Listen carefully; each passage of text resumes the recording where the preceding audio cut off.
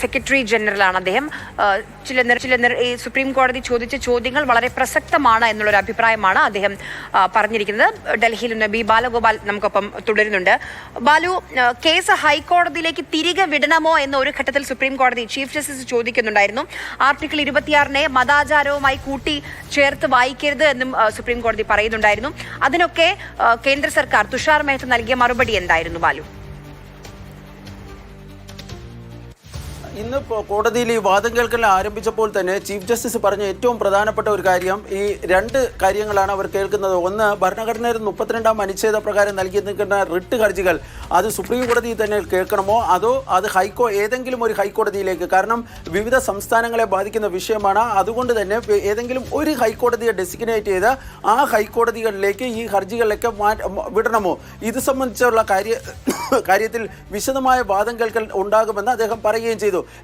ഈ ഏറ്റവും ഒടുവിലും അതുമായി ബന്ധപ്പെട്ട് ചില വാദപ്രതിവാദങ്ങൾ കോടതിയിൽ നടത്തിയിരുന്നു. കാരണം മുതിർന്ന അഭിഭാഷകൻ ഹരീഷ് സാൽവെ ഓൺലൈനായി കോടതിയിൽ ഹാജരായിരുന്നു. അദ്ദേഹം പറഞ്ഞു തൻ്റെ കക്ഷി 1995 വഖഫ് നിയമം ചോദ്യം ചെയ്തുകൊണ്ട് ഒരു ഹർജി ഫയൽ ചെയ്തിട്ടുണ്ട്.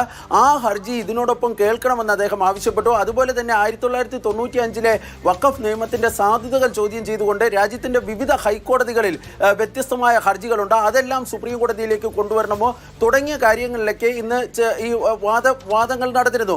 ഈ ഹർജിക്കാർ പ്രധാനമായും അതുമായി ബന്ധപ്പെട്ട് കോടതിയിൽ പറഞ്ഞിരുന്നത് ഏതെങ്കിലും ഒരു ഹൈക്കോടതിയിലോട്ട് മാറ്റുന്നതിന് തങ്ങൾക്ക് എതിരല്ല, പക്ഷേ ഈ നിയമത്തിലെ ചില സുപ്രധാനമായ വ്യവസ്ഥകൾ, അതായത് ഈ വഖഫ് ഭൂമി ഡീനോട്ടിഫൈ ചെയ്യുന്നത് ഉൾപ്പെടെയുള്ള സുപ്രധാനമായ വ്യവസ്ഥകൾ ആ സമയത്ത് സുപ്രീം കോടതി സ്റ്റേ ചെയ്യണം. സ്റ്റേ ചെയ്തതിന് ശേഷം ഹൈക്കോടതികളിലേക്ക് വിട്ടാൽ അതിന് തങ്ങൾക്ക് എതിർപ്പില്ല എന്നാണ് അഭിഷേക് മനു സിംഗ്വിയും മറ്റും കോടതിയിൽ പറഞ്ഞിരുന്നത്.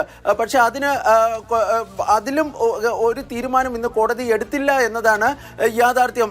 കാരണം കോടതി പിന്നീട് പറഞ്ഞത് ഇതിൽ നോട്ടീസ് അയക്കാം, ആ നോട്ടീസിന്റെ അടിസ്ഥാനത്തിൽ ഒരു ഇടക്കാല ഉത്തരവ് പുറപ്പെടുവിക്കാം എന്നതൊക്കെയാണ് പറഞ്ഞിരിക്കുന്നത്. പക്ഷേ ഇതൊക്കെ ഈ വാദം കേൾക്കലിനിടയിൽ അങ്ങോട്ടും ഇങ്ങോട്ടും നടക്കുന്ന ചില അഭിപ്രായ പ്രകടനങ്ങളും അതുപോലെ തന്നെ ചില നിർദ്ദേശങ്ങളും ഒക്കെ ചീഫ് ജസ്റ്റിസ് ഒക്കെ പറഞ്ഞു.